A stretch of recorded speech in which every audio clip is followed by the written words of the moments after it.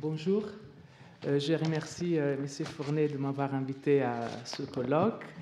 Et en fait, je commencerai mon intervention par un aveu, c'est-à-dire que mon intervention ne va pas vraiment correspondre au titre que j'ai annoncé, parce qu'en fait, quand j'ai voulu étudier ces modes d'emploi des mirabilia qui apparaissent dans le traité d'Horapollon, je me suis rendu compte en fait que c'était une question qui avait déjà été approfondie dans les commentaires de cet ouvrage, ou que tout simplement, très souvent, il était impossible de pouvoir en quelque sorte comprendre le réseau de croyances qui sont à la base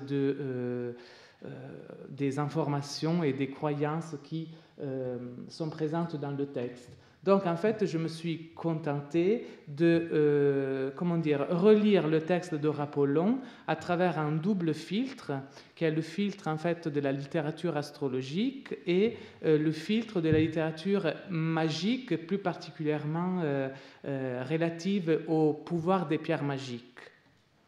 Parce qu'en fait, il me semble qu'une relecture de ce type permet de comprendre ou de mieux comprendre certains aspects du traité d'Horapollon. Donc, les exemples que je vais proposer sont tirés essentiellement de deux textes que je connais assez bien, qui sont donc le Péricatarchone de Maxime, un traité astrologique sur les initiatives humaines qui est attribué à Maxime d'Éphèse, précepteur de Julien l'Apostat, donc on est au IVe siècle après Jésus-Christ. Et l'autre texte que je vais citer assez souvent est le Lapidaire orphique, qui est lui aussi, en fait, qui a été lui aussi composé dans l'entourage de Julien, vraisemblablement, parce qu'en fait, dans le prologue de ce poème, il est question de la mort précisément de Maxime d'Éphèse, qui a été exécuté après la mort de Julien. Mais ces deux textes, le Péricatarchone et le Lapidaire orphique, ne nous transmettent pas des informations isolées. Ils témoignent de croyances et d'idées qui se placent dans le droit fil de traditions beaucoup plus anciennes. Donc voilà, je les cite parce que je les connais mieux, mais il s'agit d'informations qu'on peut rencontrer dans d'autres textes. Donc, je vais procéder en trois grandes parties. Dans une première partie, je vais me consacrer au rapport entre Horapollon et l'astrologie, donc en essayant de voir si l'astrologie est présente dans le traité et de quelle manière elle nous permet de comprendre ou mieux comprendre certaines des informations fournies par Horapollon. Dans une deuxième partie, en fait, je vais parler de toute une série d'images, informations, centres d'intérêt qu'on rencontre dans le texte d'Horapollon et qui m'ont fait penser à des détails, des images, des centres d'intérêt qu'on trouve très souvent dans les textes astrologiques et magiques. Et pour finir, comme les deux textes dont je vais vous parler, Péricatarchone et Lapidaire orphique, ont vraisemblablement été composés dans un milieu néoplatonicien, je vais aussi vous proposer toute une série d'images, centres d'intérêt, particularités du texte d'Horapollon qui peuvent peut-être s'expliquer, en fait, dont la présence dans le traité d'Horapollon peut s'expliquer justement par l'adhésion de ce savant à la philosophie néoplatonicienne. Voilà. Donc, pour commencer, on peut commencer en voyant que chez Horapollon, en ce qui concerne l'astrologie, on rencontre très souvent un vocabulaire technique assez précis. Par exemple, dans le premier tiré, il est question donc des 28 jours que met la Lune à faire le tour des 12 signes du zodiaque. Donc, ce type d'expression, cette attention au temps que met la Lune à faire le tour des 12 signes du zodiaque, apparaît très souvent dans la littérature astrologique. Donc, on peut le voir avec l'exemple de Maxime, vers 143 à 144, Selenes en eidoloisi teuses dodeca. Donc c'est une expression qui est vraiment qui pourrait être tirée d'un traité astrologique. Un autre exemple qui me semble assez intéressant, c'est voilà, la variété d'espèces de scarabées Dikeros kai tauroeides, dont il a été question tout à l'heure. Et donc, on nous dit que, en fait, Aurapollon établit un lien entre l'apparence de ce scarabée, qui a donc des cornes et qui ressemble à un taureau, pour nous dire en fait que le taureau céleste est le upsoma de la Lune. Et là aussi, il emploie le mot upsoma, exaltation d'une planète, qui est tout à fait précis pour désigner ce type de, de réalité astrologique. Et aussi l'adjectif composé qu'il emploie pour désigner le scarabée, Tauro, et en fait les deux adjectifs qui portent respectivement sur les cornes et sur l'aspect de taureau, font penser à un passage de Maxime où il est question justement de la Lune qui est désignée Keraes Tauropidos Argetin Aiglen, donc l'éclat scintillant de la déesse cornue à visage de taureau. Pour continuer, même dans un verbe assez banal comme le participe syngenomenos, qui désigne donc la conjonction du soleil avec la constellation du lion, o Helios Leontis syngenomenos, on peut voir un lien avec la langue astrologique, parce que dans la langue astrologique, les composés de Eimi, notamment Suneimi, désignent précisément la conjonction de deux planètes, ou d'un planète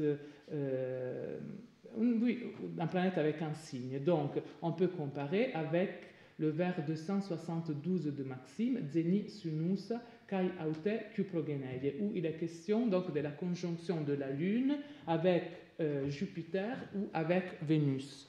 Alors, donc, pour le dernier exemple que je fais là, il est question de Isis, donc dans un des premiers paragraphes du traité, donc, qui est assimilé à une étoile, Os kai dokei basilewein ton loipon asteron, donc qui règne en quelque sorte sur les autres étoiles. Alors, il est possible qu'il y ait ici une confusion entre Isis et la Lune, qui est mentionnée à la fin du chapitre. Dans la langue astrologique, quoi qu'il en soit, dans la langue astrologique, comme le montre cet exemple de Maxime, Basileia Selene, la Lune est tout le temps donc appelée reine ou souveraine.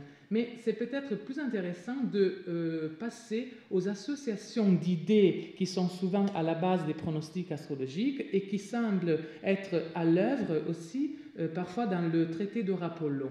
Par exemple, dans le traité d'Aurapollon, le taureau est toujours proposé comme un symbole en quelque sorte de modération. Mais en même temps, on souligne à plusieurs reprises son extraordinaire vigueur sexuelle, te hyperballus eutonia. Donc, ça m'a fait penser à une caractéristique du signe du taureau en astrologie. En fait, le signe du taureau est responsable de toutes sortes de perversions sexuelles.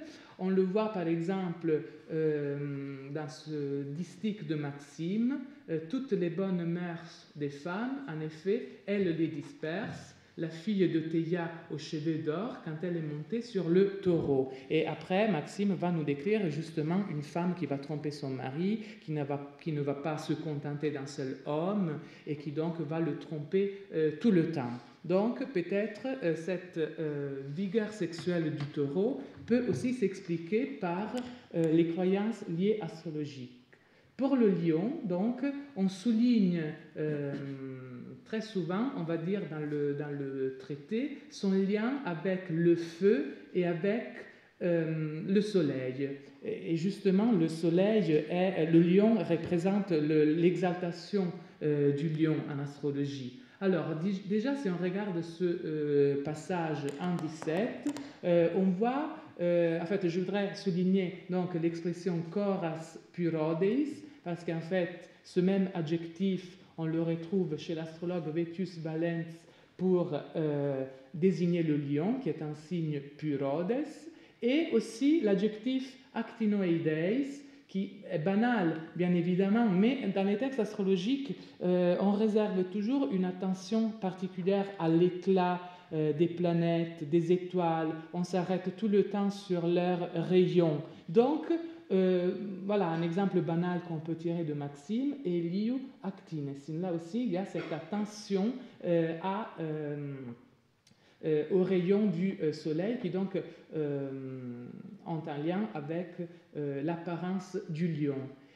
Et dans le traité de Apollon, le lion représente donc une colère excessive, tumon ametron ostekaiek tutu puretein ton tumumenon. Et on voit ici donc ce qui m'intéresse, c'est le lien entre le lion, la colère et le feu, parce que le lion c'est donc un signe de feu qui est lié au soleil et qui a toujours un lien avec la colère dans les textes astrologiques. Pour Dorothée de Sidon, il rend les voleurs irascibles.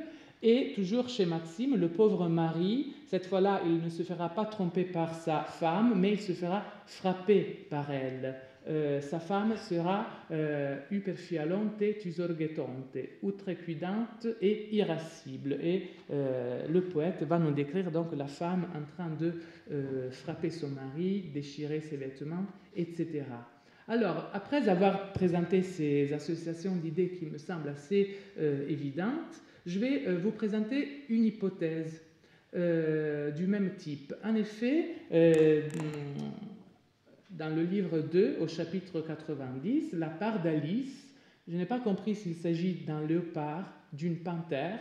En tout cas, cet animal représente donc un homme qui cache en soi-même sa méchanceté et qui se cache en fait de manière à ne pas se faire connaître par ses proches. Alors, pourquoi ce passage m'intéresse? Parce qu'en fait, dans les textes astrologiques, la planète Mars exerce son patronage sur les léopardus, donc un animal dont le nom est très proche de celui dont il est question chez Apollon.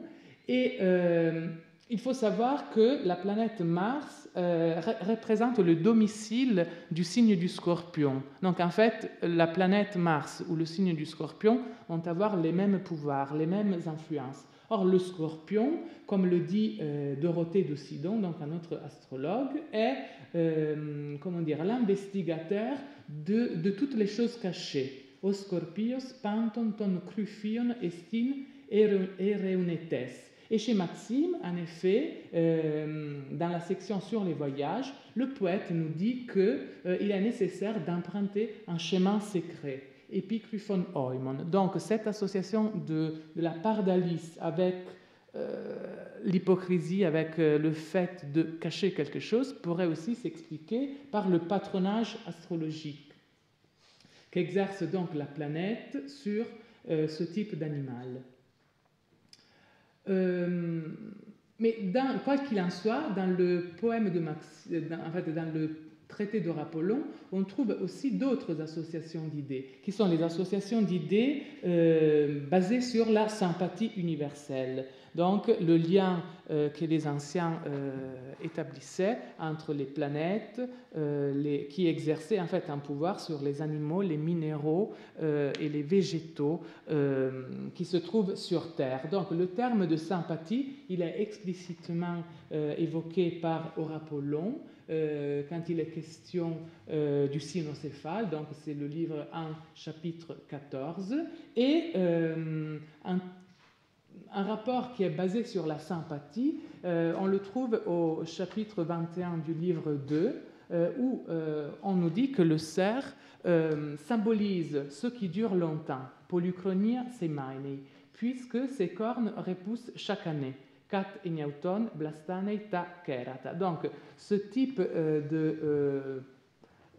de croyance peut être rapproché d'un passage du lapidaire Orphique, donc, où il est question d'une pierre qui s'appelle justement corne de cerf, Elaphoiokeras, et qui, justement, en vertu de sa ressemblance avec le corne d'un cerf, garantit une concorde éternelle aux mariés. Donc, quand à son bras robuste, un homme mène au lit des noces sa toute jeune épouse, engage des plaisirs de l'amour, qu'il emporte avec lui cette pierre.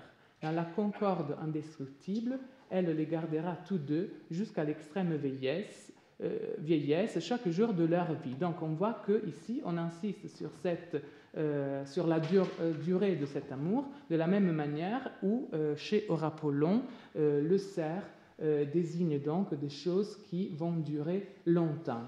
Et la rencontre chez Horapollon entre l'astrologie et la sympathie universelle se fait, on va dire, au livre 1, chapitre 38, là où il est question de la iatromathématique, c'est-à-dire la astrologie appliquée à la médecine pour en fait, connaître l'issue d'une maladie. Il est question de ce livre sacré appelé Ambrès, à partir duquel les prêtres égyptiens étaient capables de comprendre si le malade survivrait ou non à sa maladie, en observant en fait le jour précis où avait commencé l'alitement. Donc là aussi, ce passage nous fait comprendre de manière explicite que Horapollon connaît ce type de croyance, et il est question de iatromathématique aussi ailleurs dans le traité, mais de manière plus discrète. C'est dans le chapitre consacré au faucon, donc livre 1, chapitre 6, où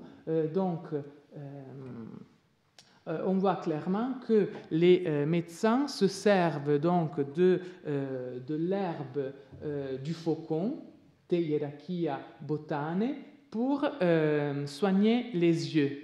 Parce qu'en fait, le faucon est capable de regarder le soleil, et donc il y a un lien entre le faucon et le soleil, et la plante du faucon peut soigner les yeux. Alors, ce qui m'intéresse ici, c'est justement la présence du mot iatroi qui nous met dans un contexte médical, mais aussi d'une expression discrète comme Kyrion onta Horaceus, donc le soleil est le seigneur de la vue, parce qu'en fait, ce terme de Kyrios est le terme qui, en astrologie, désigne le patronage exercé par une planète, par un astre, sur une partie du corps humain. Et si vous regardez la citation de Ptolémée, au livre 3, 15, 5, on trouve exactement la même expression. Kyrios estin odelios Horaceus. Donc là, on voit que cette combinaison de médecine et astrologie est suggérée de manière discrète. Donc ça, c'était pour évaluer un peu la présence de l'astrologie chez Horapollon. Là, je vais vous proposer une série de centres d'intérêt, on va dire, d'images, de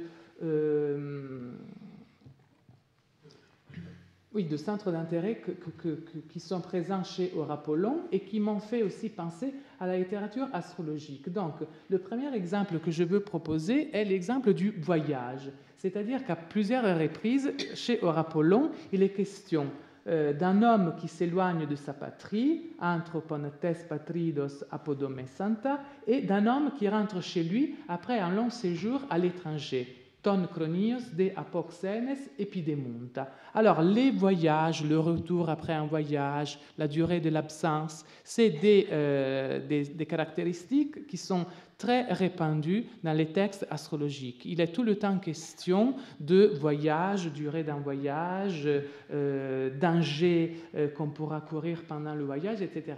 Maxime, par exemple, consacre une section au voyage, donc les 58 premiers vers de son poème, Et le deuxième exemple de chez Aurapollon, l'homme qui rentre chez lui après un long séjour à l'étranger, peut être mis en relation, me semble-t-il, avec un passage de Maxime qu'on peut lire ensemble, même si la langue, bien sûr, chez Maxime va être beaucoup plus raffinée, soutenue et compliquée. Si à ce moment-là, tu veux aller en terre étrangère, Gaia ne saldo da peine, auparavant tu accompliras un long chemin en t'attardant et tu seras longtemps absent.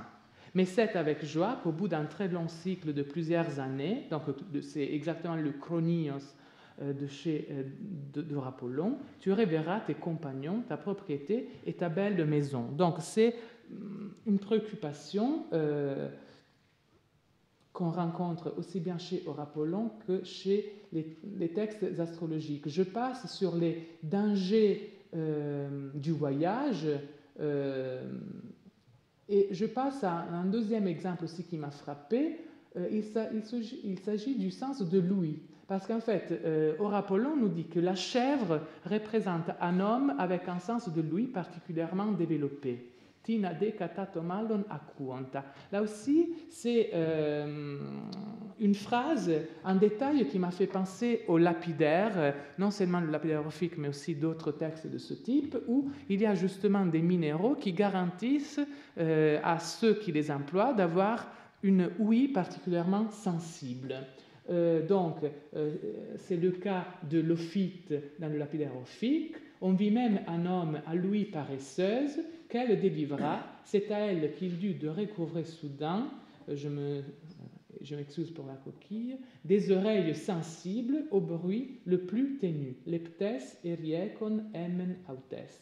Donc c'était aussi quelque chose qui m'a frappé, qui me semble avoir peut-être un lien possible avec cette littérature magique.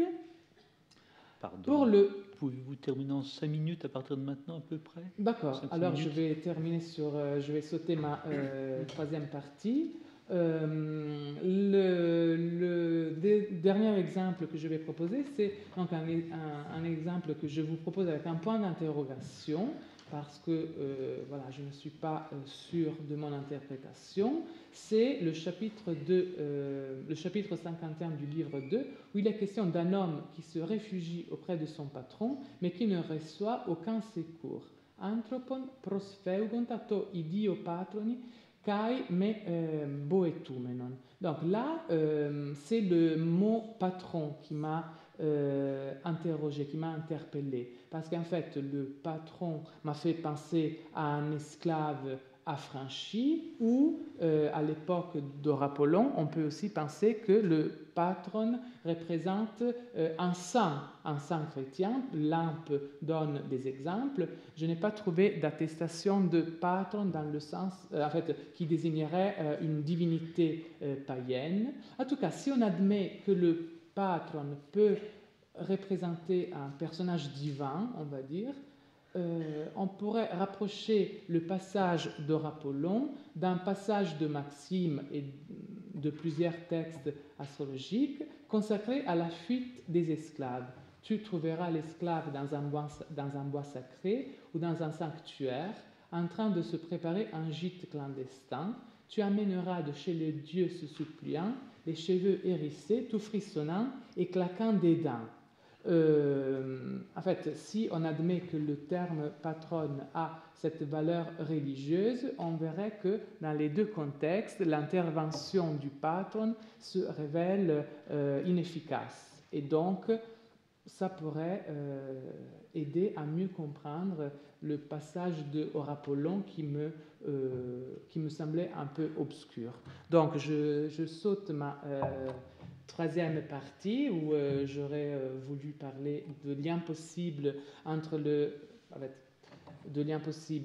d'images que Aurapollon nous propose et qui pourraient avoir un lien avec la culture néoplatonicienne. Et j'espère que donc, ma lecture ou relecture du texte d'Aurapollon, à travers le filtre de l'astrologie et d'un certain type de littérature magique, vous a semblé convaincante et je suis ouvert à vos remarques et vos conseils pour améliorer mes hypothèses de travail. Merci.